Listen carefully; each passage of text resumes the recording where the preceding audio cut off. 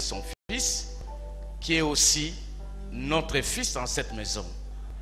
Il s'agit du pasteur Lord Lombo. Est-ce que nous sommes dans la joie à l'accueillir? Ok. Oui, c'est une joie pour nous. Vous êtes dans votre maison et soyez les bienvenus. Merci. Amen. Amen. Je suis dans la joie d'être là en ce jour. Et je bénis Dieu pour la grâce qu'il me fait d'être ici. Si ma mémoire est bonne, la dernière fois que j'étais dans ce temple, c'était il y a 3 ans. C'est pour une convention de la jeunesse.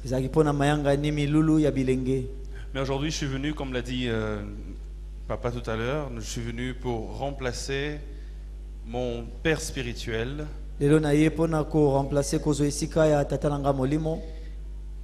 qui est en péché, mais qui, par la grâce de Dieu, sera là demain.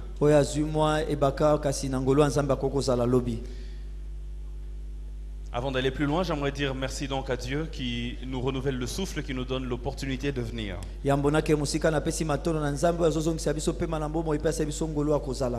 J'aimerais aussi en même temps dire un grand merci à celui qui est mon père. Et ça a presque une valeur biologique.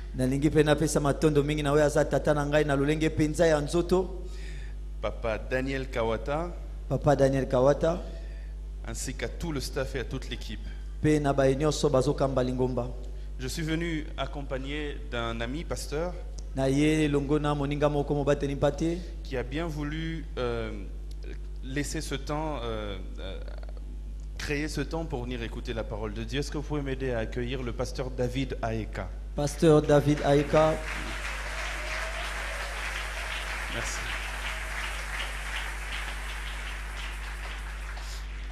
Seigneur, nous te sommes infiniment reconnaissants pour ce moment, pour cette soirée et pour ta parole. Merci parce que tu nous donnes l'opportunité de venir comprendre, apprendre et grandir. Je te prie, ô Dieu, dans le nom de Jésus, d'ouvrir les yeux de nos cœurs afin que nous puissions saisir la profondeur cachée dans ta parole.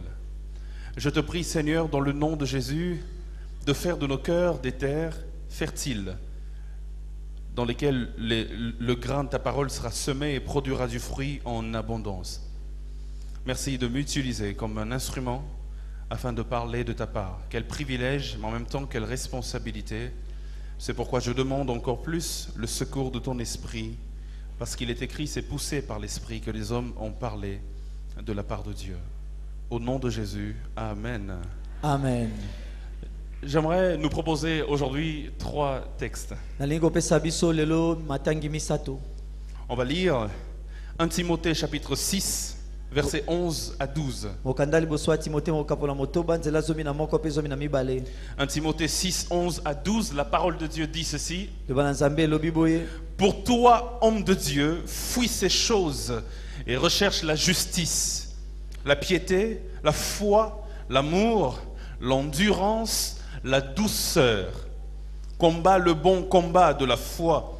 Saisis la vie éternelle à laquelle tu as été appelé et pour laquelle tu as fait une belle confession en présence d'un grand nombre de témoins. Le deuxième texte que j'aimerais qu'on lise, c'est 1 Timothée chapitre 4, 1 Timothée chapitre 4, versets 7 à 8. La Bible dit, repousse les contes profanes et absurdes. Exerce-toi à la piété, car l'exercice corporel est utile à peu de choses, tandis que la piété est utile à tout, ayant la promesse de la vie présente et de celle qui est à venir. Le troisième et dernier texte que j'aimerais qu'on lise en introduction.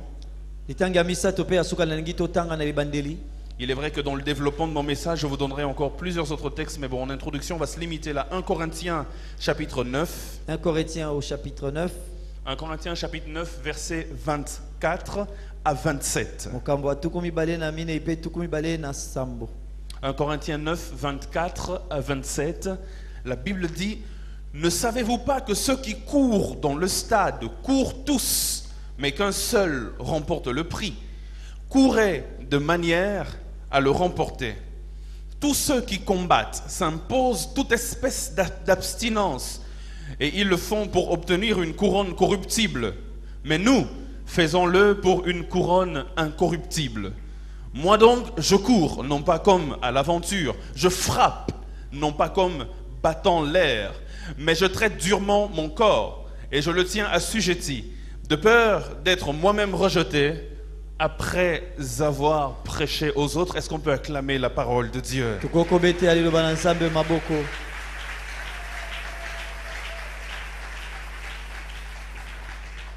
Frères et sœurs, les 3 textes que je nous ai fait lire, je les fais à dessein.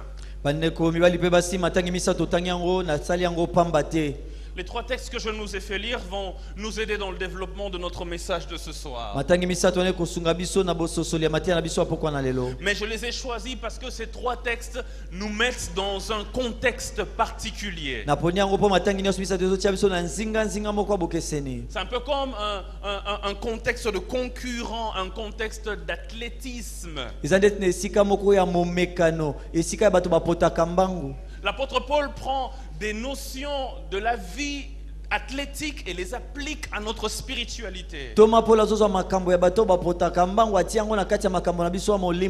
Alors, j'ai pris ces 3 textes comme 3 images de la marche ou de la course de la foi et leurs implications. C'est ce qu'on va voir ce soir. Dans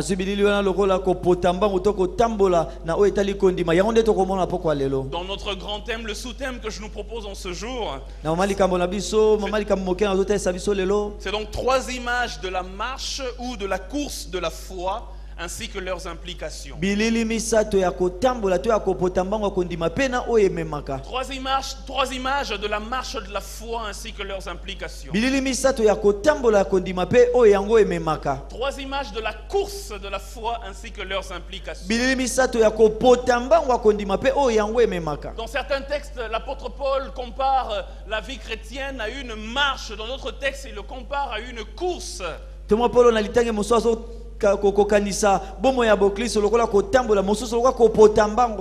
un des textes d'ailleurs qu'on a lu, il compare cela à un combat de boxe. Mais en ce soir, qu'est-ce que le boxeur peut nous enseigner? En ce soir, qu'est-ce que le coureur peut nous enseigner? Lui-même en tant que boxeur, il n'a pas été boxeur de formation, mais il prend une image, il dit je donne des coups non pas comme battant l'air. Et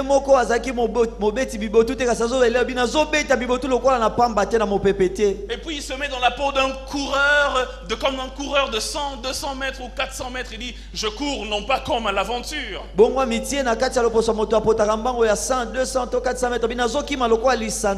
Mais qu'est-ce que ces choses veulent dire et quelles sont leurs implications pour notre foi? Ces 3 images, nous allons donc les voir ce soir. Il y a plusieurs autres textes de la Bible où la vie chrétienne est comparée comme à des Jeux olympiques.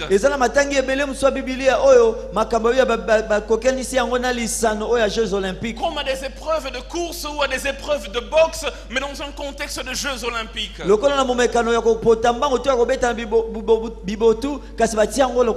L'apôtre parle d'un prix à remporter.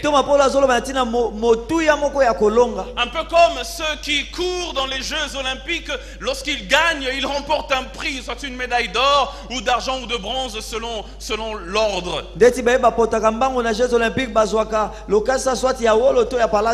Et il compare cela à nous. Je vais faire un peu d'historique, mais commençons par le dernier texte, celui de 1 Corinthiens chapitre 9.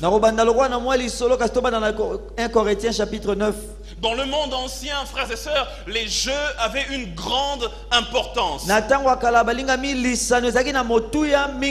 Et les jeux les plus importants étaient les Jeux olympiques. Justement, ça commençait pas aujourd'hui, ça commençait depuis l'époque de Paul et bien avant. ekolo. Mais juste après les Jeux Olympiques, les Jeux de la seconde importance, c'était les Jeux qu'on appelait les Jeux isthmiens. Kasi oya mibale ezaki kolanda yango bazali kobenga ba jeux isthmiens. Les Jeux isthmiens se déroulaient à plus de 16 km de Corinthe. Retenez que dans 1 Corinthiens 9, l'apôtre Paul s'adresse aux habitants de Corinthe, à l'église de Corinthe. Thomas Paul azolobela ba imboka Corinthe kasi wana ezali koleka na 16 km mosika ya Corinthe. Ces jeux-là se déroulaient à peu près à 16 km éloignés de Corinthe. Je wana ezali koleka na 16 km moi mosika ya Corinthe. Et ça ne se déroulait pas chaque moment, ça se déroulait chaque 2 ans. Un peu comme à l'époque, la Coupe d'Afrique des Nations se déroulait chaque 2 ans. Il semble que les choses ont changé. Ezali koleka tango nyonso te kasi mibu mibale sima ezali lokola Coupe d'Afrique ezali koleka na kala. Chaque 2 ans, il y avait les Jeux isthmiens. Et ces jeux attiraient beaucoup d'athlètes de partout dans le monde, mais surtout de Corinthe.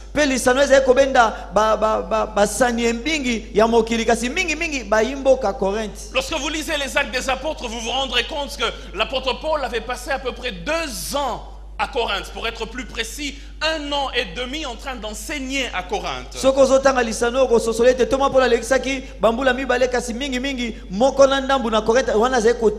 Les étudiants de la Bible disent qu'il a passé cette année et demie là, c'était entre l'année 50 et l'année 52 après Jésus-Christ.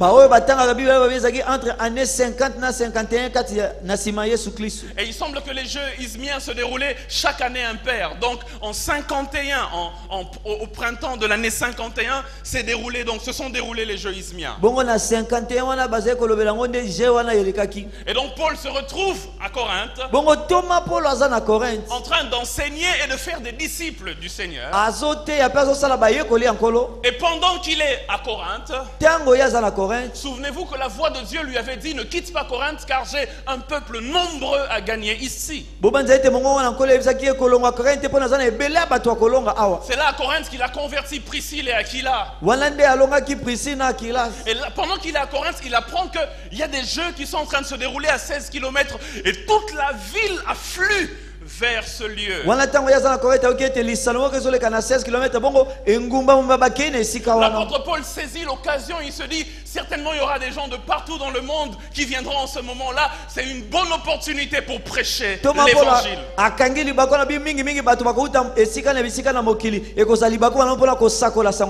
Et il arrive dans les Jeux isthmiens comme prédicateur et comme observateur. Il assiste à plusieurs épreuves qui se déroulent là-bas.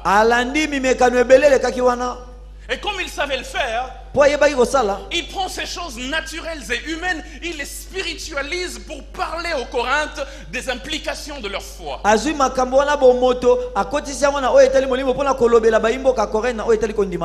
et sœurs, plusieurs implications ce soir. L'une des premières, c'est celle-ci. Tous les croyants participent à une course spirituelle.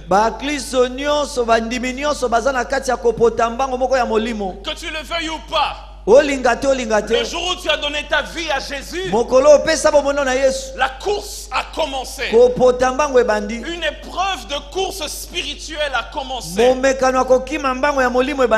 y a un prix à remporter. Lui-même Paul dit le prix de la vocation céleste. Il dit nous sommes dans une course. Il dit au verset 24, il dit: ne savez-vous pas que ceux qui courent dans le stade courent tous, mais qu'un seul remporte le prix? Et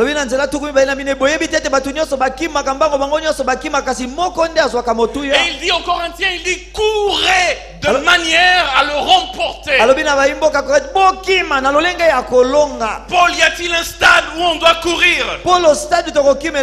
Il dit non, c'est pas physique. Il dit c'est spirituel. Il peut arriver que tu trébuches, mais relève-toi et continue de courir. Il dit courez de manière à remporter. Ne courez pas de n'importe quelle manière. Il y a une façon de courir qui vous permet de remporter. tinda bino bolonga. Oh frères et sœurs, Oh balinga basi mipe mibali. une autre des implications spirituelles, Moko muswa oyo elandi yango na molimo. c'est qu'il n'y a pas de prix, il n'y a pas de couronne si on ne respecte pas les règles. Eza na motuya te, eza na motole te soki olandi malako te. Dans 2 Timothée chapitre 2 verset 5, il le dit très bien. Na 2 Timothée 2 verset 5 alobi yango malamu. Dans 2 Timothée chapitre 2 verset 5, l'apôtre Paul est en train de parler, il dit, et l'athlète n'est pas couronné s'il n'a pas combattu suivant les règles. Abi mosanya kozwa motole te soki abundi te kolandisama mibeko. C'est même pourquoi dans 1 Corinthiens, il dit courez de manière, il dit pas seulement courez, il dit courez de manière à remporter le prix. Suivez les règles, c'est comme ça qu'on court pour remporter le Yango prix. na koto bibo kima na lolenge bolanda mibeko bongo nde bakima kolandisama mpona kolonga. Une autre des implications, je la tire du verset 25. Moko musu ezolandisama na zwi yango na nzela tuku mbeli na mitano. Au verset 25, il dit tous ceux qui combattent s'imposent toute espèce d'abstinence et ils le font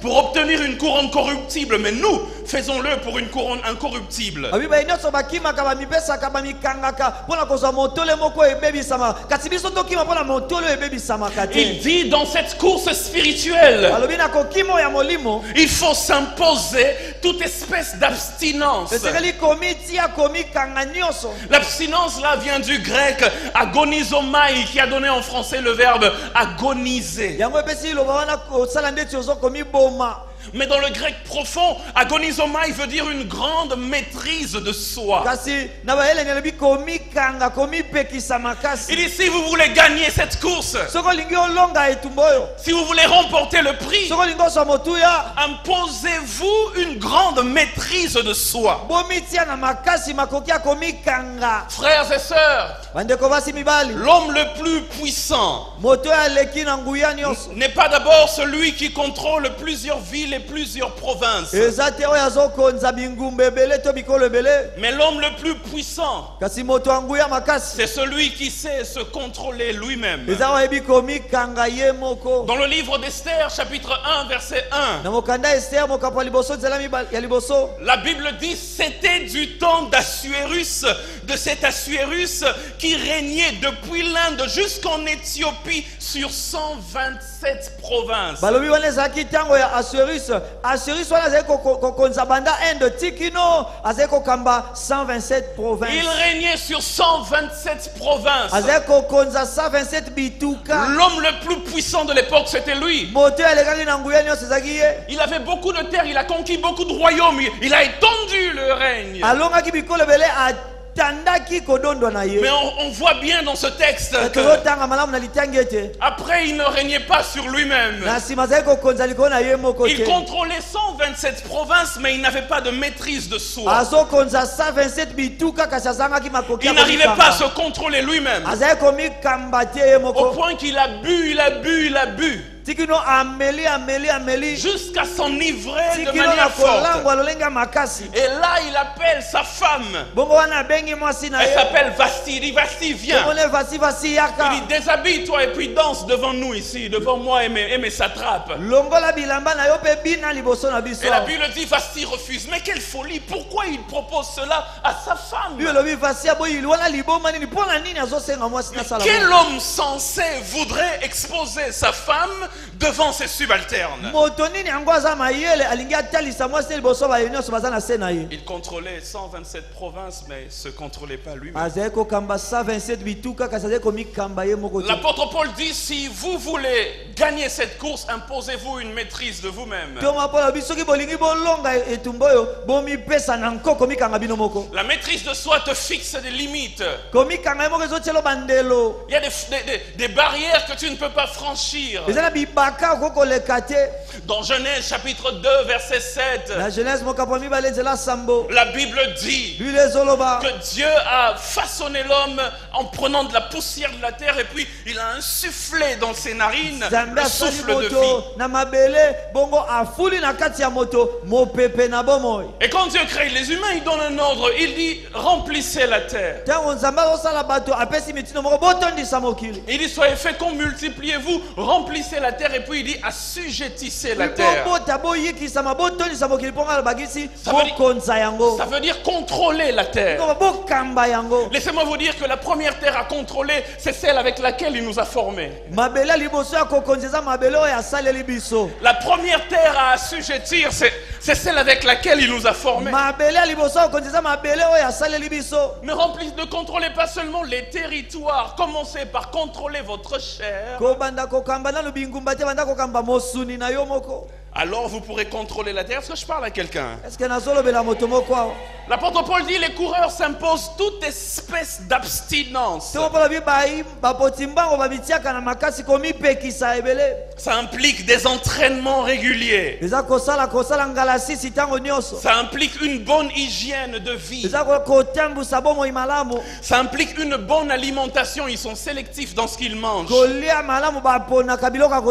Ça implique aussi beaucoup de repos. Mais il dit, eux, ils font tout cela pour une couronne périssable. Il dit, avec le temps, ça finit par périr. Il dit, mais nous, dans notre course spirituelle, nous faisons cela pour une couronne impérissable. Une couronne incorruptible. Alléluia. Amen. Et c'est là qu'au verset 26, il donne deux exemples et il se les applique à lui-même. Au verset 26, il dit une chose. J'aime la construction de son raisonnement. Restez avec moi. Il dit, au verset 24, d'abord, il dit, prenez exemple, ceux qui courent. Il dit, ceux-là, c'est ni vous ni moi. Il dit, ceux qui courent. Prenons exemple sur eux quand ils font bien. Mais après, il dit, courons de manière à remporter le prix. Il ne s'agit pas seulement de ceux-là qui courent. Mais il vient, il dit, mais nous maintenant, nous devons courir. Ça c'est nous.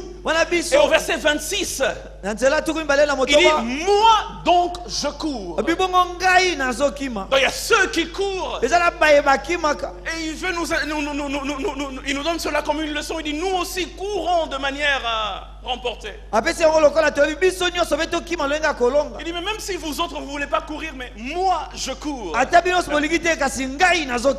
et sœurs, si tu veux réussir dans la vie chrétienne,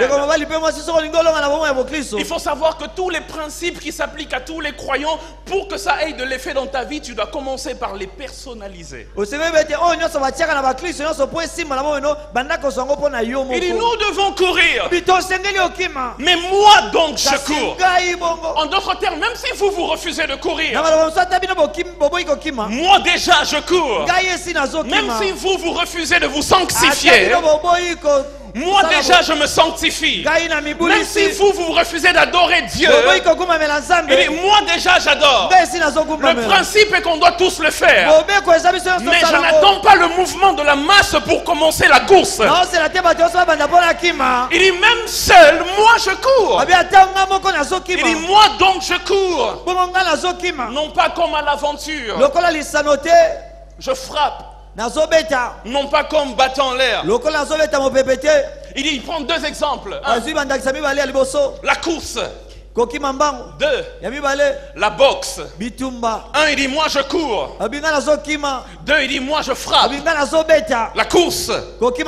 La boxe. Comme coureur. Il dit, je ne cours pas comme à l'aventure. C'est-à-dire, je ne cours pas car non. Il dit, mais je cours avec un but. Je cours avec un objectif. L'objectif de tout coureur, c'est de fixer la ligne d'arrivée. La course a une fin, il y a une ligne d'arrivée. Chaque coureur qui court, il a son regard fixé sur la ligne d'arrivée. fixé sur la ligne d'arrivée. Le coureur qui ne déraille pas, c'est celui qui connaît sa ligne d'arrivée. Lorsque tu cours sans la vision de la ligne d'arrivée, tu peux te perdre. Lorsque tu cours sans la vision de la ligne d'arrivée, tu peux courir dans la mauvaise direction. Mais quand tu sais où tu dois arriver, tu ne te perds pas. Tu es concentré sur ta course parce que tu sais où tu dois arriver. Frères et sœurs, au-delà de ce monde et de ses plaisirs, là où nous devons arriver, c'est là où le Père habite. Je cours en fonction de cela. C'est pourquoi je m'abstiens de certaines choses. C'est pourquoi j'évite certaines choses. Car je ne veux pas qu'après avoir prêché aux autres, que moi-même je sois disqualifié. C'est parce qu'il a la vision du ciel qu'il sait ne pas laisser place à n'importe quoi. Il dit, je ne cours pas à l'aventure. La question que je te pose dans ta vie chrétienne et dans ta marche chrétienne, est-ce que tu as toujours en tête la ligne d'arrivée? Un jour, il n'y aura plus de course. Mais est-ce que tu seras de ceux qui ont remporté le prix ou de ceux qui ont été disqualifiés? Un jour, il faudra qu'on donne des couronnes. Et un jour, il faudra qu'on donne des couronnes. Dieu va donner des couronnes. Vas-tu avoir la tienne? Les tiennes? Ou alors tu seras disqualifié? Est-ce qu'aujourd'hui nous avons encore la pensée de l'éternité? Est-ce qu'aujourd'hui nous réfléchissons encore en termes de là où nous devons arriver? Ou est-ce que nous sommes tellement distraits par les choses de ce monde que nous avons fini par nous conformer au siècle présent? Et nous avons oublié que nous devons nous donner toutes sortes d'abstinences parce qu'un jour nous devons arriver quelque part. Est-ce que je suis en train de parler à quelqu'un? Le coureur doit savoir que le but est devant lui et jamais derrière lui. La ligne d'arrivée est toujours devant. Il n'arrivera jamais un moment où nous aurons dépassé de telle sorte qu'on commence à regarder derrière. On continue de courir mais en regardant derrière. Non, ça n'existe pas. Tant que nous courons, elle sera devant. C'est pourquoi, frères et sœurs, l'apôtre Paul pouvait dire aux Philippiens cette fois-ci. Il dit aux Philippiens dans Philippiens chapitre 3, verset 13 à 14, il leur dit, il dit, frère, je ne pense pas l'avoir saisi, mais je fais une chose, oubliant ce qui est en arrière et me portant vers ce qui est en avant. Il dit, je cours vers le but pour remporter le prix de la vocation céleste de Dieu en Jésus-Christ. Il dit, le but est en avant. Je ne l'ai pas encore saisi. Tant que je suis dans cette chair, je ne peux pas la saisir complètement. Il dit, je cours afin de tâcher de saisir Christ parce que Christ s'est saisi de moi. Vous savez, la vie chrétienne, c'est un peu comme le lit pâté. Quand je te rattrape et que je te touche et je te dis yayo, et moi je commence à courir aussi. Et toi tu essaies de me rattraper aussi. Et si tu me touches, le jeu change et je dis yayo. Jésus est venu vers nous et nous a touchés et a dit yayo. Il dit maintenant moi je cours pour saisir Christ parce que Christ s'est saisi de moi. Il dit je cours pour remporter le but, pour remporter le prix de la vocation céleste. Le coureur doit savoir que le but est devant lui. Le but n'est jamais derrière. C'est pourquoi dans 2 Rois chapitre 7 verset 4, les lépreux font ce que Paul a fait. Il se pose la question, il dit, devons-nous rentrer dans la ville? Il dit, si nous rentrons, nous mourrons. Il dit, si on reste ici, on mourra. Il dit, avançons, allons nous jeter dans le camp des Syriens. Frères et sœurs, laissez-moi vous dire, oubliez le passé, si vous rentrez, vous mourrez. Ne soyez pas satisfaits du présent, si vous restez là, vous mourrez. Il dit, mais avancez vers le but. Avancez vers ce qu'il y a devant. L'apôtre Paul dit, j'oublie ce qui est en arrière. Il dit, et je tends toute mon énergie vers ce qui est en avant. En arrière, il y a quoi?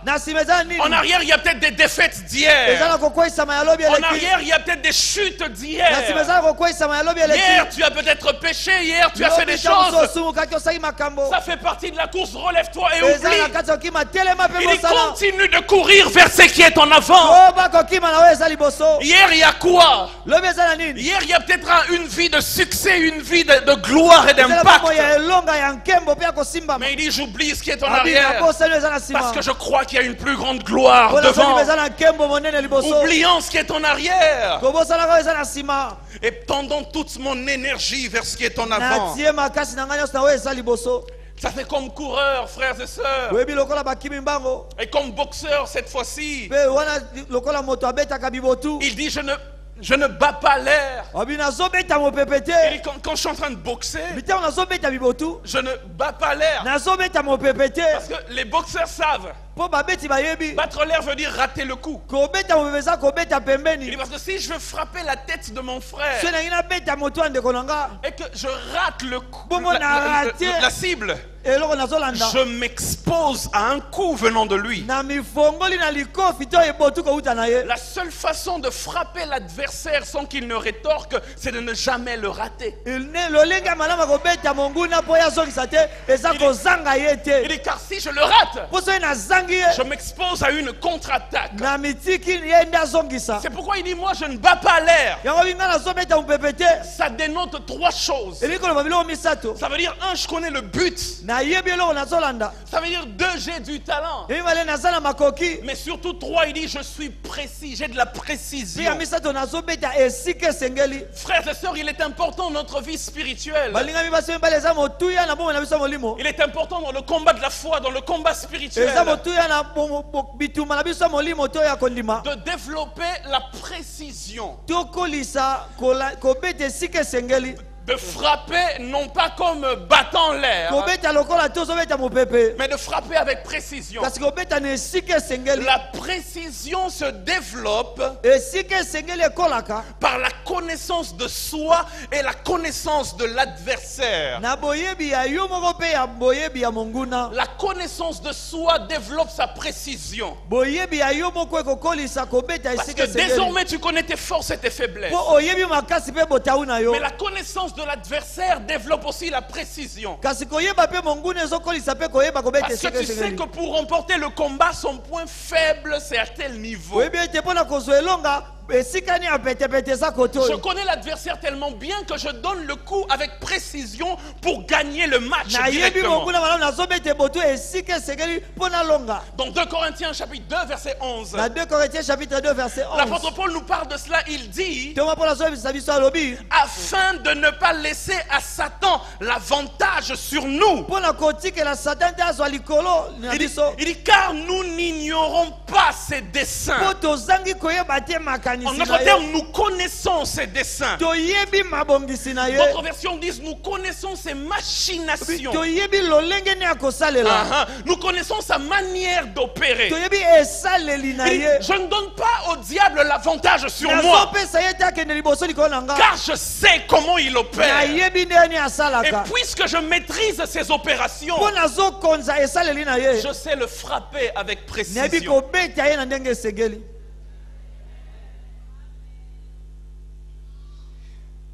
Si je dois vous trouver un exemple biblique pour appuyer ce que je dis, je parlerai de David.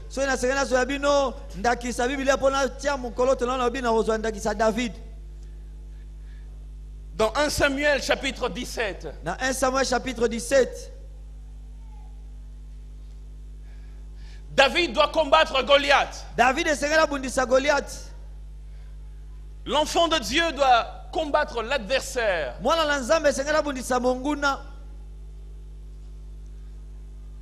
Et Goliath se présente là. Du verset 4 au verset 8, la Bible donne son armure. On dit un homme sortit alors du camp des Philistins et s'avança entre les deux armées. Il se nommait Goliath. Il était de Gath et il avait une taille de 6 coudées et un empan. Sur sa tête était un casque d'airain et il portait une cuirasse à écailles du poids de 5000 cycles d'airain. Écoutez tout ce qu'on décrit là. On dit il avait aux jambes une armure d'airain et un javelot d'airain entre les épaules. Le bois de sa lance était comme une en souple de tisserand et la lance pesait 600 cycles de fer. Celui qui portait son bouclier marchait devant lui. Le Philistin s'arrêta et il commençait à dire: sortez-moi quelqu'un pour que je me batte avec lui. La Bible donne son armure. Il a une épée de telle dimension. Il a un bouclier de telle dimension. Il a un casque sur sa tête. Il a des bottes de telle dimension. Et lorsqu'on regarde l'armure de Goliath, une épée. D'ailleurs, c'est avec l'épée que David a coupé sa tête. Le bouclier. Toute la cuirasse qu'il avait. On voit clairement que Goliath s'attendait à un combat de proximité. Parce qu'il savait que dans un combat de proximité, on utilise l'épée, on utilise le bouclier pour barrer l'épée de l'ennemi et tout.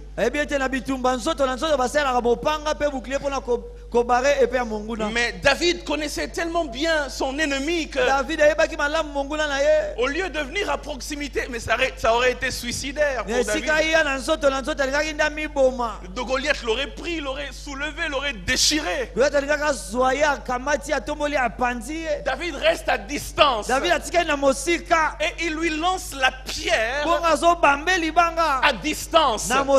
Goliath ne s'est pas préparé pour ça. Il dit: je connais tellement mon adversaire que je ne bats pas l'air. Je sais frapper avec précision. Là où il m'attend, je ne suis pas là. Là où il ne m'attend pas, je suis là. Est-ce que je peux avancer? J'ai envie de passer, mais restons un peu sur David et Goliath pendant 2 minutes. La Bible nous montre que Goliath, malgré sa haute taille, avait quand même quelques lacunes, quelques inconvénients.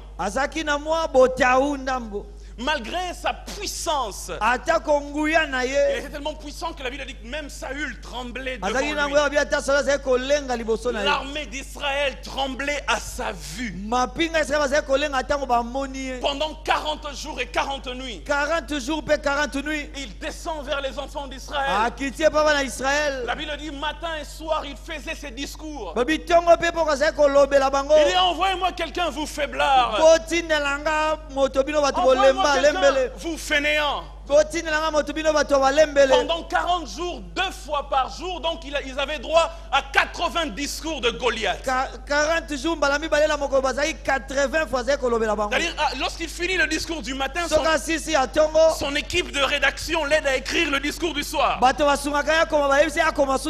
Et pendant la nuit, alors que lui dort pour se reposer, l'équipe de rédaction écrit le discours du lendemain matin. Mais j'aimerais que tu dises à ton voisin: même mon adversaire a une faiblesse. Dis à ton voisin. Dis-lui bien: mon adversaire a une faiblesse. Le diable, malgré sa taille imposante, a aussi une faiblesse. Car sur la croix de Golgotha, il a été battu par Jésus. La Bible dit de Goliath que il était grand de taille, presque 4 mètres de long. Il semble dans l'histoire de l'humanité que l'homme le plus élancé s'appelait Robert Wadlow et il mesurait plus de 4 mètres de long. C'est-à-dire 2 fois ma taille et tu ajoutes encore un peu. C'est-à-dire 2 fois, donc il te regarde comme ça et tu le regardes comme ça. Et dans la médecine que j'ai faite, on nous a appris que la haute taille, la grande taille comme cela, vient généralement d'un trouble hormonal, un problème hormonal qu'on appelle l'acromégalie. L'acromégalie, c'est une compression de la glande pituitaire.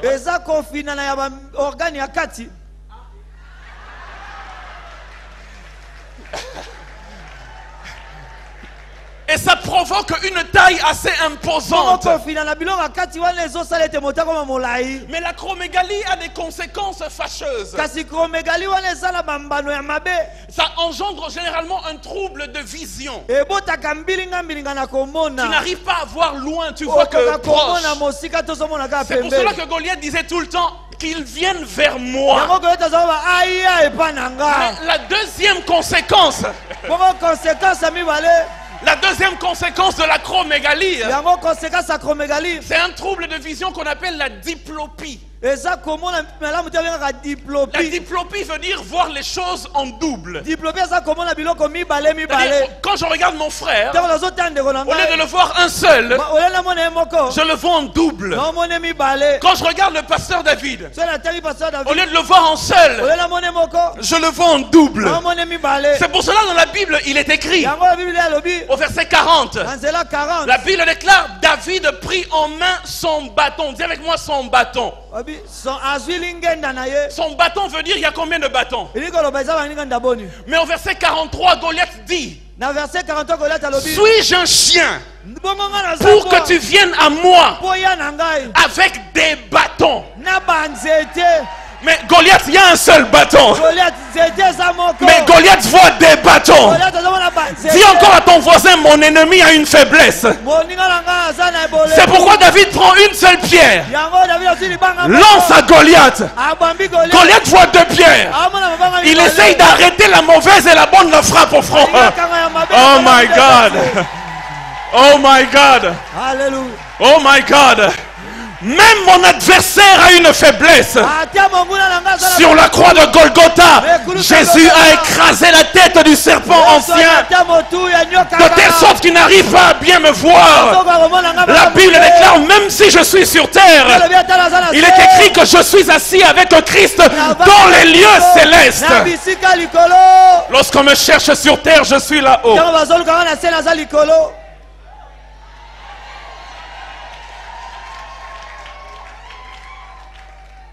Je connais mon adversaire et je sais où frapper. Je connais mon adversaire et je frappe non pas comme battant l'air, mais je frappe avec précision. Frères et sœurs, laissez-moi vous dire, dans la vie vous avez besoin de 2 choses pour atteindre le succès.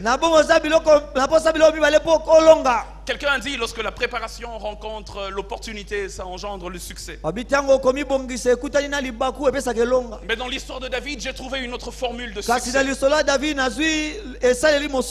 Lorsque la précaution rencontre la précision, ça engendre le succès. David était un homme qui savait prendre ses précautions. Il devait tuer un seul Goliath. Mais il a pris 5 pierres. Sûrement par précaution. Et d'ici la première rate, au moins j'ai encore. Dans la vie, mieux vaut avoir un reste qu'avoir un manque. Et d'ici je rate, il y a encore des choses. Mais lorsqu'il est arrivé devant Goliath, il n'a pas eu besoin de 5 pierres. La Bible dit qu'il a mis sa main dans la gibecière, a tiré une pierre. Il était tellement précis qu'il a eu un reste. Les gens qui sont précis ont toujours des réserves.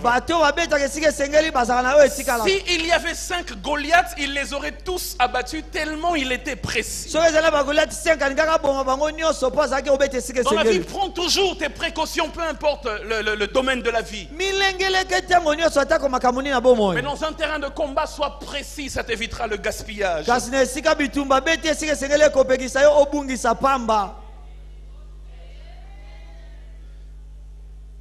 Je pourrais peut-être pas finir. 1 Timothée chapitre 4 verset 7 à 8. J'ai dit 3 images. J'ai juste parlé de la première. Dans le premier texte. Mais le deuxième texte. La deuxième image. Dans 1 Timothée 4, verset 7 à 8. C'est là que la Bible dit ceci. Repousse les contes profanes et absurdes. Exerce-toi à la piété. Car l'exercice corporel est utile à peu de choses.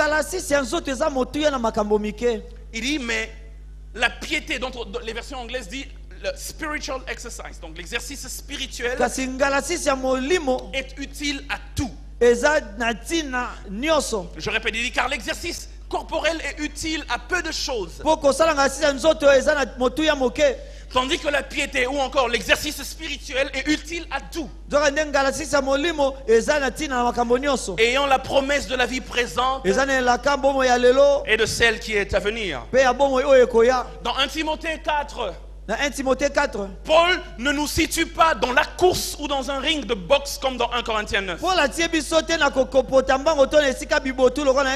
Mais dans 1 Timothée 4, il nous situe dans un gymnase. Dans un gymnasium. C'est un centre d'entraînement. C'est un centre d'exercice et de préparation avant le combat. Tu ne vas pas t'exercer pendant le combat. On s'exerce avant le combat. Cet exercice implique 2 choses. Il dit premièrement, ça implique se débarrasser de tout handicap et de tout fardeau qui peut empêcher à bien s'entraîner.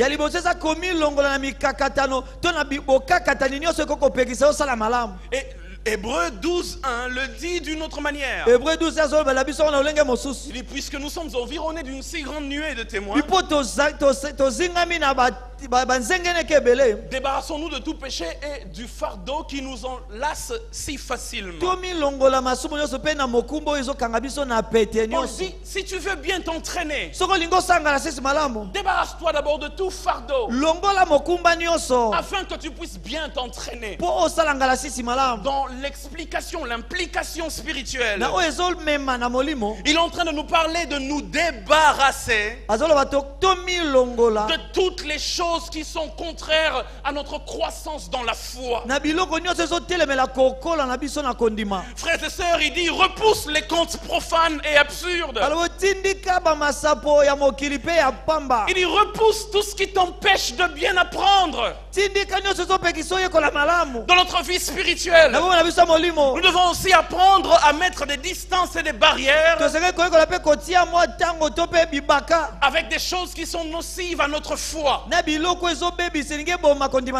Repousse les choses viles. Repousse les choses inutiles. Si tu veux bien grandir, si tu veux bien progresser, débarrasse-toi de tout handicap. J'aimerais dire à quelqu'un ce soir, dans cette deuxième image que Paul nous donne, il demande qu'on se débarrasse de tout ce qui peut nous nuire, tout ce qui peut nuire à notre foi, tout ce qui ne contribue pas à notre édification, tout ce qui ne contribue pas à notre croissance. Ça peut prendre la forme des plaisirs du monde, ça peut prendre la forme de certaines relations, de certaines amitiés. Il dit débarrasse-toi. Il dit débarrasse-toi. Ça implique une deuxième chose. Ça implique de garder les yeux sur l'objectif. Au fait, il donne l'image d'un boxeur qui s'entraîne dans un gymnase. Il dit le boxeur qui s'entraîne dans un gymnase. Il porte des objets lourds. Il fait des courses. Il est en train de s'entraîner. Il fait des pompes. Et tout ça, c'est parce qu'il voit l'image finale. Il veut devenir comme cela. Il sait qu'il n'y est pas encore. Il veut que son bras double de proportion. Il veut que ses muscles se développent à un certain niveau. Il a l'image de l'homme extérieur qu'il doit devenir, alors il s'entraîne en fonction de cela. Maintenant Paul nous dit, nous avons l'image non pas de l'homme extérieur, mais de l'homme intérieur. Nous avons l'image de celui que nous devons devenir à la stature parfaite de Christ. Il est ainsi pour cela. Débarrassons-nous des choses qui nous empêchent à le devenir afin de bâtir l'homme intérieur. Je finis par la dernière image. Dans 1 Timothée chapitre 6, là où même se trouve le thème de le thème qui est derrière moi. 1 Timothée 6, 11 à 12. 1 Timothée 6, 11 à 12. La Bible déclare, pour toi, homme de Dieu. Dans l'Ancien Testament, il y avait beaucoup cette appellation homme de Dieu, mais dans le Nouveau, c'est l'une des rares fois où c'est mentionné comme ça, homme de Dieu.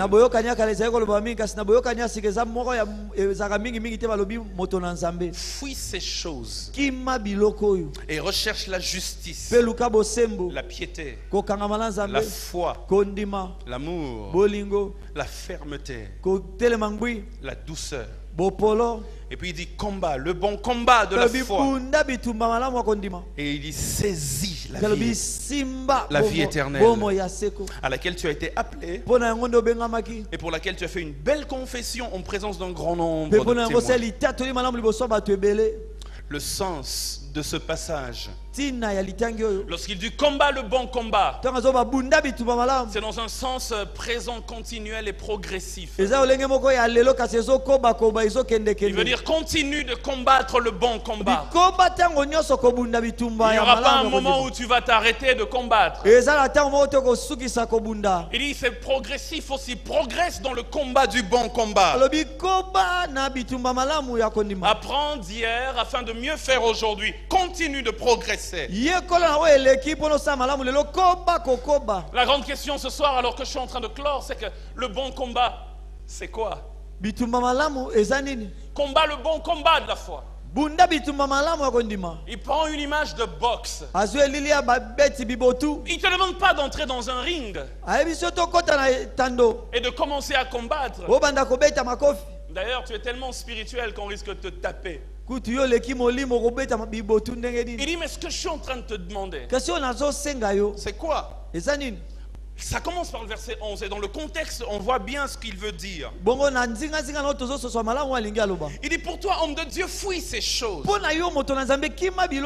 Combattre le bon combat veut dire, premièrement, fuir les choses qui nous égarent. Et puis il dit, recherche la justice, la piété, la foi, l'amour, la patience et la douceur.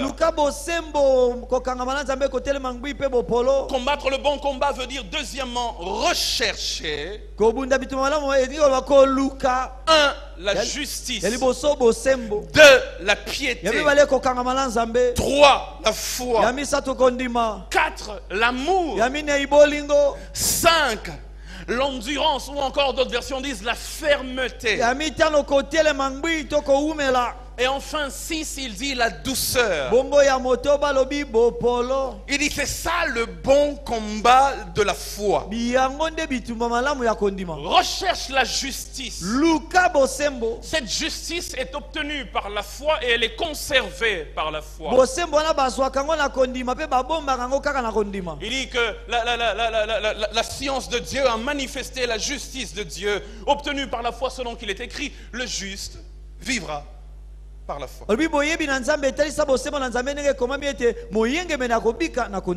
Deux, il dit, recherche la piété. Les versions anglaises disent, en traduisant piété, elles disent godly living. Vivre à la manière de Dieu. La piété, c'est l'obéissance et l'attachement à Dieu. La piété, c'est vivre à la manière de Dieu, selon les commandements de Dieu. Il dit, recherche ces choses-là. Recherche à obéir à Dieu. Recherche à t'attacher à Dieu. Recherche à vivre comme Dieu. Mais après, il cite trois choses qui m'ont intéressé aussi. Il dit, recherche la foi, l'amour, la fermeté. Dans 1 Thessaloniciens chapitre 1 verset 3, la Bible dit de la fermeté que Paul nous demande de rechercher ici. Il dit, nous rappelons sans cesse l'œuvre de votre foi, le travail de votre amour et la fermeté qui vient de votre espérance. Paul dit, la fermeté c'est le fruit de l'espérance. Et il dit, recherche la foi, l'amour et l'espérance dans sa dérivée qui s'appelle fermeté. Je ne sais pas ce que ça vous rappelle vous, mais moi ça me rappelle 1 Corinthiens 13, 13.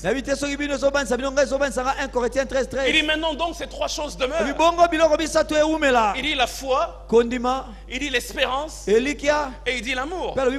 Et ici il cite ça aussi. Il dit la foi, il dit l'amour, il dit la fermeté qui vient de l'espérance. En d'autres termes, recherche les choses qui demeurent. Le bon combat de la foi, c'est la quête, non pas des choses passagères, mais des choses qui demeurent. Le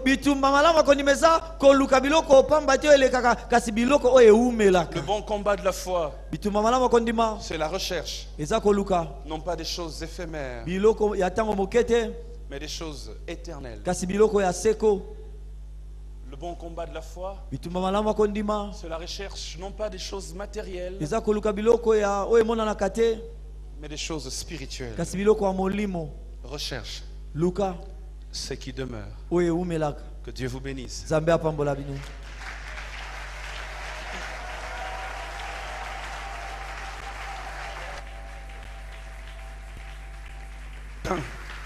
J'aimerais qu'à un moment donné, qu'on incline juste nos têtes en prière.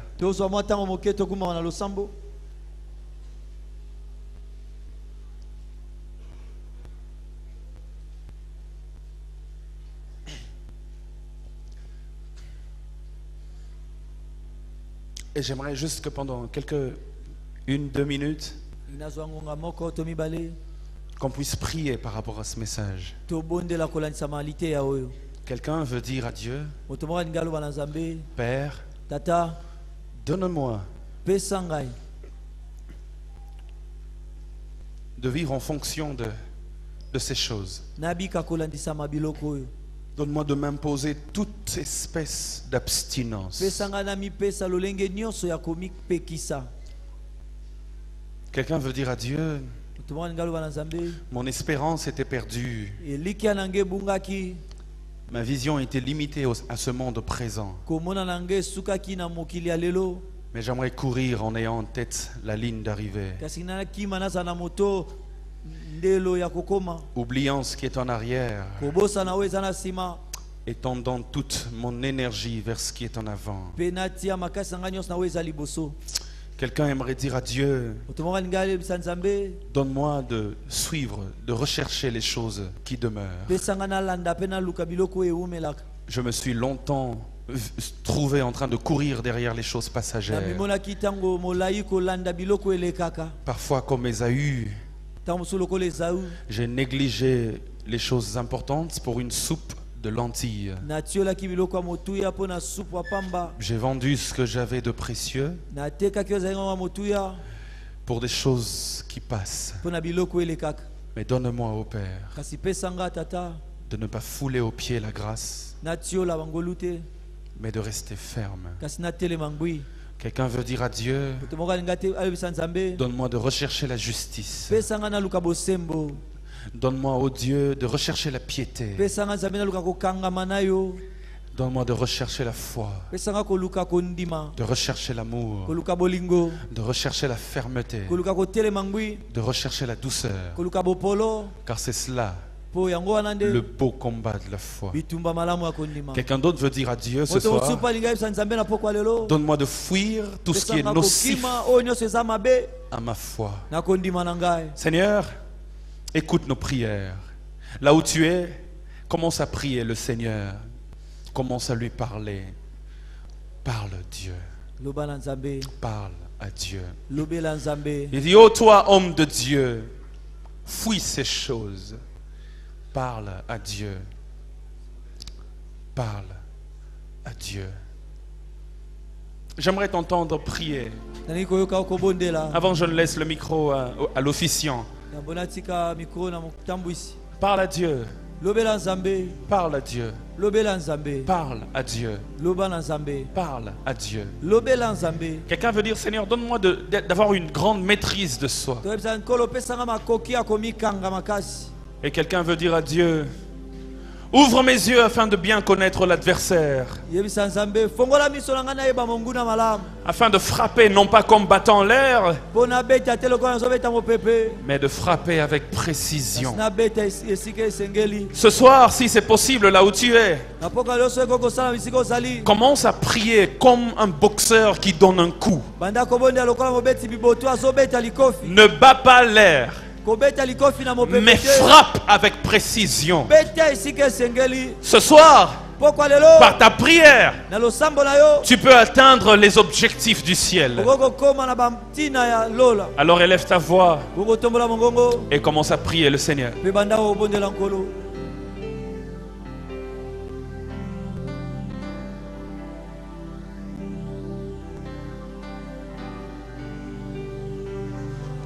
Alléluia.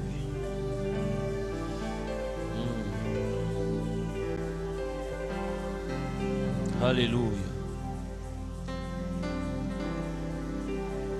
Alléluia. Alléluia. Il est écrit dans ta parole que dans leur détresse, ils crièrent à l'Éternel et il envoya sa parole et sa parole les guérit et les fit échapper de la fosse. Merci Seigneur pour ta parole envoyée dans la vie de ton peuple ce soir. Merci Seigneur pour cette parole qui produit des effets éternels. Seigneur, nous te disons merci, nous te rendons grâce et nous te sommes infiniment reconnaissants pour ta parole. Seigneur, merci Seigneur. Merci Seigneur de nous faire prendre conscience de l'enjeu du combat et de la raison même de notre combat, Seigneur, ce soir. Merci Seigneur, merci pour ta parole. Merci Seigneur, merci pour ta parole. Merci Seigneur. C'est par le nom puissant de Jésus-Christ de Nazareth, à l'aide du Saint-Esprit que nous avons ainsi prié, que le peuple de Dieu dit Amen. Amen. Est-ce que nous pouvons acclamer le Seigneur ce soir pour sa parole? Nous pouvons acclamer le Seigneur ce soir pour sa parole. Que le nom du Seigneur soit béni. Est-ce qu'il y a quelqu'un qui a été béni ce soir? Est-ce qu'il y a quelqu'un qui a été béni par la parole de ce soir? Nous allons élever nos mains et nous disons, Pasteur Lord, que Dieu vous bénisse.